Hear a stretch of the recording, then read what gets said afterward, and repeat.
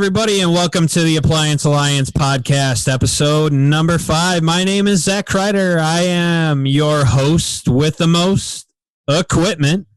Joining me is my co-host, the man with a plan. He needs no introduction, yet I give him one every week, TK Cousins. What's going on, everybody? Happy to be here again. And man, I'm super excited about this guest. I started the Appliance Apprentice group, and basically my hopes for it was to give a place for people to come and ask questions, come and get help and get guidance. And I feel like tonight's guest is the epitome of what I plan to happen. I expect this dude, he's definitely going to do something in the appliance repair community.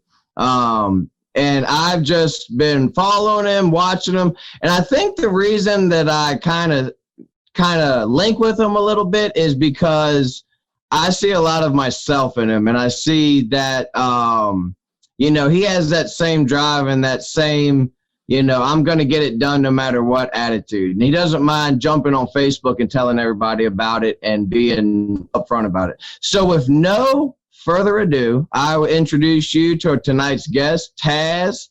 Go ahead and tell us a little bit about yourself, brother. What's going on, guys? Well, everybody calls me TJ. Started running a company, Journey Appliance. Started that back in October. So now I'm just trying to get this business stuff down and trying to get some of the technical side of it down. But I'm working on it slowly. Hey man, I'll tell you this: like at the end of the day, you have the rest of your life to learn, and you're going to be learning for a lot of. I know for myself when I first started out, it was overwhelming, and I definitely see that, just watching you and seeing you learn as you grow. It's one of those things where you have to remember you're not going to learn it all overnight. Every single technician, if you look on the appliance groups, every single technician says the same thing. They're still learning to this day. So don't let that overwhelm you, man. You're doing a great job. Yeah, I'm trying, man. And you started off selling used appliances, is that right? Yeah, I've been on and off with used appliances about 10 years. Been doing that. Friend of mine, he used to come. I used to hang out with a group of guys, and one of their uncles used to always come around with this junky pickup truck, and he always had appliances on the back. But this guy always had money. So the one day, I just asked him. I was like, "Man, what do you do with them appliances?" He's like, "Oh, man, I buy them cheap on Craigslist." At the time, Craigslist was the spot. And he's like, "Yeah, pick them up and resell them on Craigslist, man." And he kind of told me what to do. I went and bought a minivan and started doing it. And actually, me and his stepson, we actually went in and started working together. And ever since then, it's been like a on and off thing with me with appliances, Yeah, man, I'll tell you this, like, I watched that video you posted, I don't know, it was a week or so ago, where you went to that junkyard and you met with that guy with all those appliances. Yeah. Dude, there's a lot of money in that junkyard. Tell us a little bit about that. That's not even half of the land and stuff that this guy has, man. It's crazy. Like, he has acres and acres and acres of everything. But he contacted me through a Facebook, not a Facebook post, a Craigslist ad I put up. I put up ads every day in the area, just asking about people who have junk appliances they want to get rid of. And he contacted me. I went out with my trailer and my truck, and I got 6 machines from him. Probably won't be buying so many washers from him just because they've been sitting out in the elements. But every single dryer I got from this guy was easy to fix, man. I pretty much got all them things sold. So what's your goal? What's your goal in growing your business? Like, what are you hoping to achieve? Like, there's a couple different paths, or some people take multiple paths. What are you looking to do? Well, that's a loaded question for me because I'm just one of those types of people that I'm very curious. I like to solve problems. So, right now I'm just in survival mode. I'm trying to figure out what exactly, I'm going to be doing mainly and what's going to make me my money. Right now, the refurbishing of appliances is making me the most money. I haven't really gained traction yet here in the area with repairing and going out to houses. And I'm also not all the way confident yet with some of the stuff like refrigeration. I have that down. I know everything. I went to school for that. I don't know everything, but I know enough. I have a lot of problems with washers. I just cannot figure these things out, no matter how hard I try. So that kind of discourages me from going out to people's houses. But in the end, I hope to actually have some kind of parts warehouse. But I also want to figure out a way that I can refurbish the parts that are a little harder to get. There's a guy I watch on YouTube that refurbishes compressors for refrigerators, and I'm just like super inspired by that. And I think that there's a way that you can refurbish parts, but I just haven't figured out how to do that yet. Well, I can tell you right now, Taz, the way you refurbish parts is get into control boards and refurbish control boards. That's the way you get into refurbishing parts. I mean, at the end of the day, you can test a lot of parts, bench test a lot of parts and make sure that they're good to go. So there's a lot of money to be made in used parts, to be honest with you. But it's one of those things where you gotta focus. One thing that I'm guilty of in my business, I know, is kind of being just all over the place. Like I'll be doing this, doing that. So I really refined my focus on service. And in 2021, I have several goals. But it's one of those things where you always have to keep you don't want to be all over the place. It's easy to do. Especially for someone like me that's really ADD. Let me ask you this, and I don't mean to backtrack a little bit, but when you say you struggle with washer machines, what would you say your biggest struggle is with washer machines? Just the whole diagnosing them. It's just like every time I do something with a washer, like I have this washer at the shop now. It came in, it had a broken spring, it was off balance. Cool. I replaced it. Front load or top load? It was a top load. One of those pause play machines. BMW. What's that? BMW Whirlpool? It was one of those Cabrio, like the Cabrio style with the 6 lights. Replaced the springs in there. Went to go start it up. Then it wouldn't. It just kept filling. So usually that's a problem with the little hose, the pressure hose. The pressure thing was in the control board, fine. So I noticed it was a little loose. So I cut it, put it back down on there, made sure everything was good, zip tied it, and then it just like stopped functioning like normally at all. It was like just one light would go on there, and then the pump. The water pump in the bottom just kept running, and I couldn't get it to stop running. So now every time I press the start button, the pump won't stop running. So I'm guessing that's a board issue. But it's just when I work on washers, it's stuff like that all the time. Like I'll fix one thing, and then something else goes wrong, or it's just like I think I go in knowing what the problem is. Like I was just at a customer's house this week, looked at a washer, I diagnosed it as the springs because when I put it in diagnostic, it said it was off balance. Diagnosed it as the springs, but then somebody told me it could be something else, which it's just confusing to me. You're starting with some of the supposed to do, but it just never works out. You're starting with some of the hardest machines to begin with. Those VMWs, once you learn them, they're super easy.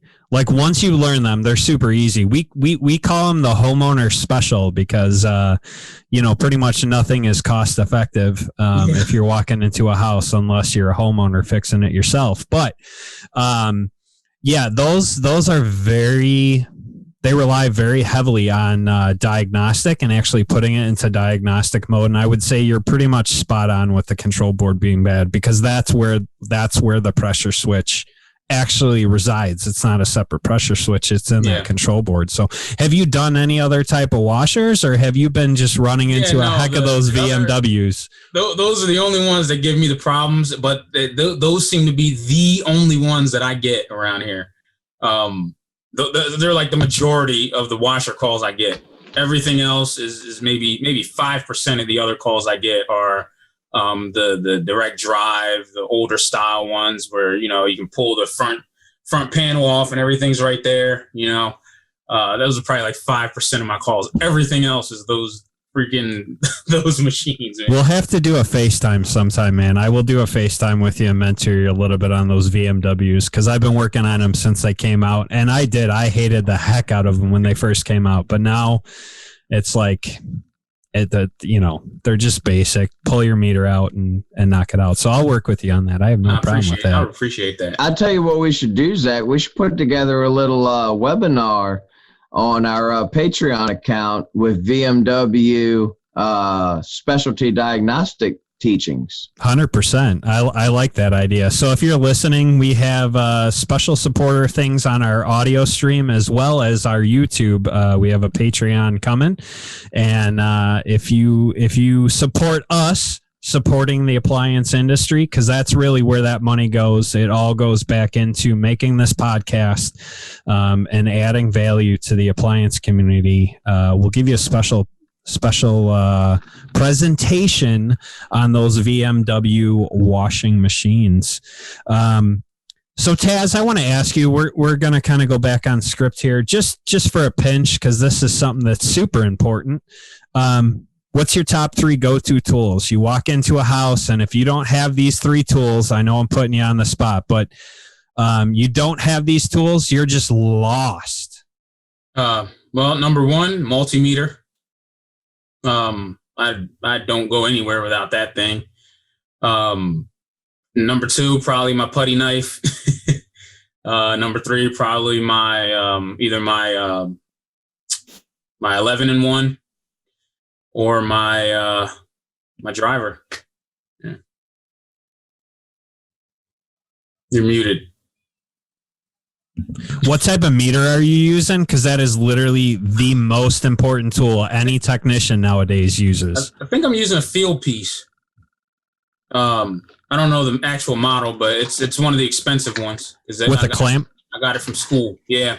I'm running. Every field piece is expensive. When I was going to school for HVAC. I'll tell you what, that SC660 from Field Piece is, I shared about it on episode 2, but that is my absolute go-to meter. And then I back it up with my, my Klein 116. You have to have a meter in what we do. You have to almost be a computer technician nowadays to be an appliance repair guy. Oh yeah. Absolutely. And TK's muting himself now. We're both having problems with mute today. I was trying to unmute myself, but apparently I muted myself because I was already unmuted.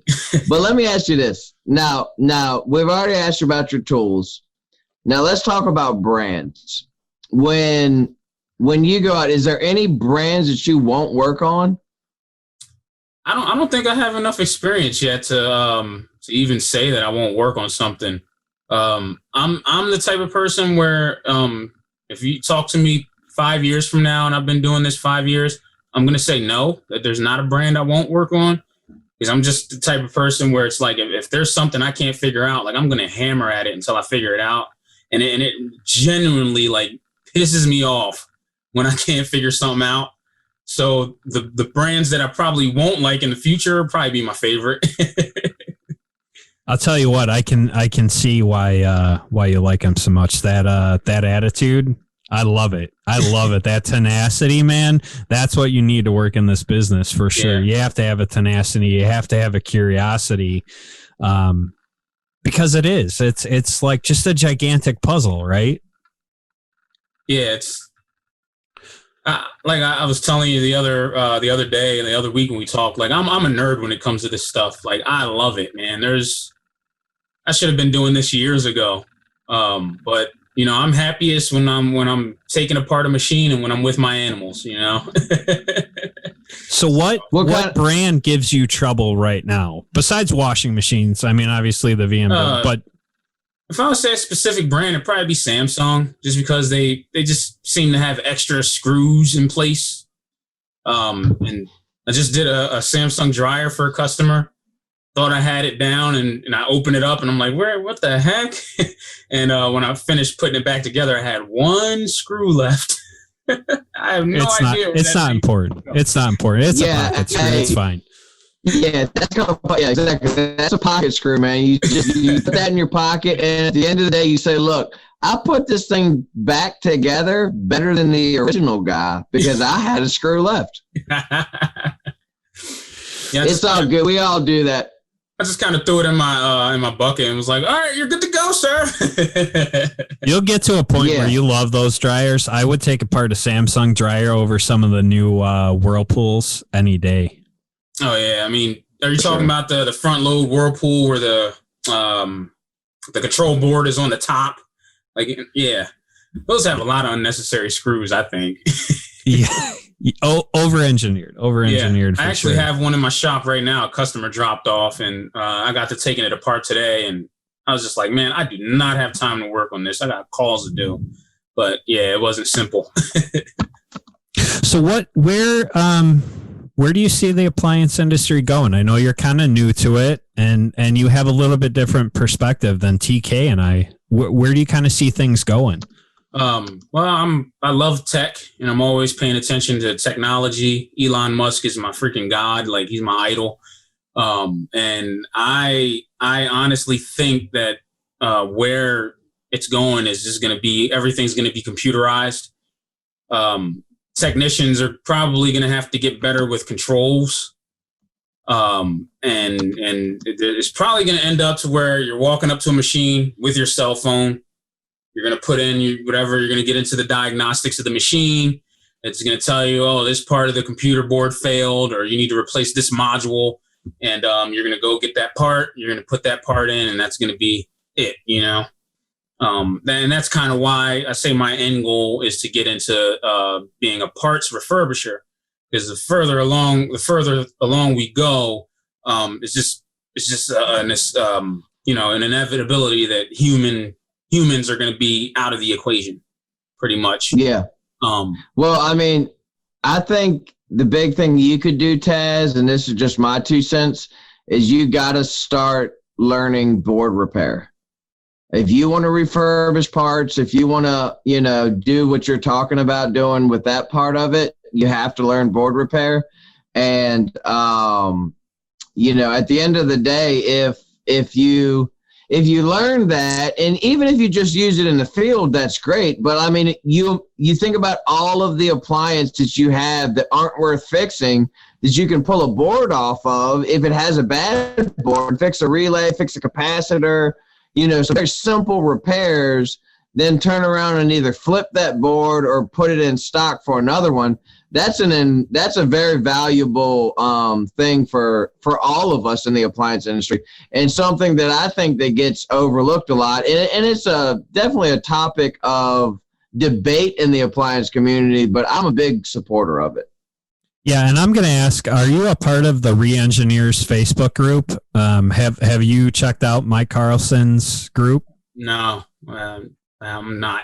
You need to join that group. That man is Re-Engineers. He is the absolute guru of board level repair. He just blows my mind. TK and I have talked about him before, and we plug his group because those guys are awesome at what they do. It is really cool. If you want to get into board level repair, go check out the Re-Engineers Facebook group. It is definitely the group to be a part of. Definitely check that out. For sure. And we'll drop a link in the comments to the Re-Engineers group if you're interested in joining. Well, let me ask you this to wrap things up, man. I want people, especially with guys that are new to the business, where I always encourage people to be thinking about their goals. Tell us about a couple of your goals, maybe some short-term goals, some mid-term goals, and some long-term goals, if you got any. Yeah, I'm always very goal driven. My short term goal is to just to start hitting the numbers that I want to hit. So I'm at least trying to profit around 2,000 to 3,000 a month. I'm not quite there yet. I'm probably profiting maybe a couple hundred, but that's because I'm still buying tools and stuff like that. My midterm goal, if we're still talking within this year, that would be to hire a some kind of assistant and get some help. Get some help. Definitely hire somebody to take care of most of the Facebook sales in my shop and everything, so I can be out doing repairs and other things like that. My long-term goal is to set up my business in Myrtle Beach. Trying to move there in October. So I want to be either running a business or under somebody learning more about this trade, so that I can, start running a really great functional business and maybe not have so much trial and error. Yeah, that's a big endeavor, man, moving your whole operation to another area. Yeah. So wish you the best of luck on that, man. Yeah, I definitely think it's doable. I'll be a little bit more comfortable because it's warmer there. During the winter here in Pennsylvania, I hardly ever want to get out of bed. So I just can't take winter. I hate it, man. So I think I'll be able to accomplish a little bit more in a warmer climate just because I'll be more active and wanting to be outside and wanting to go do things and meet people. Dude, I'm right there with you. I hate cold weather. Give me some warm weather any day of the week. I do not want anything to do. Like here in Virginia, we've been having this crazy weather where like one day it's 36 degrees, the next day it's 70 degrees. It's like, no, I'll take the 70. I'll take the 70. It's the same here, but not 70. It's more 50, 55. And we're here living in 30 degrees in Chicagoland. Well, Taz, it was awesome having you on, man. I am looking forward to seeing where you grow, and I'm hoping to see you accomplish your goals, man. You're a really neat guy, and I look forward to having you on the podcast again. This should be fun. We want to follow up with you later on and see how you're doing on accomplishing those goals. This was an awesome chat, and it's good to see new guys getting hungry and getting out there and getting after it and staying curious for sure. So, guys, this was Appliance Alliance podcast, episode number 6, and Zach and TK were here with our guest Taz. TK, you got any words of wisdom before we leave? Man, I just want to say this. Thank you, Taz, for coming on. You're an inspiration, man. You remind me of a lot of myself when I was first getting into this, and I wish you the best. And for you guys just getting into it that are overwhelmed, feeling like, this is really a struggle for me. This type of appliance is really a struggle for me. You're going to learn, you're going to grow, and you're going to do better. I'm one of those people that I truly believe in failing forward. If you're not failing, you're not moving forward. So, learn by your failures and keep growing and keep doing better. Thank you for those words, TK. This is the Appliance Alliance podcast.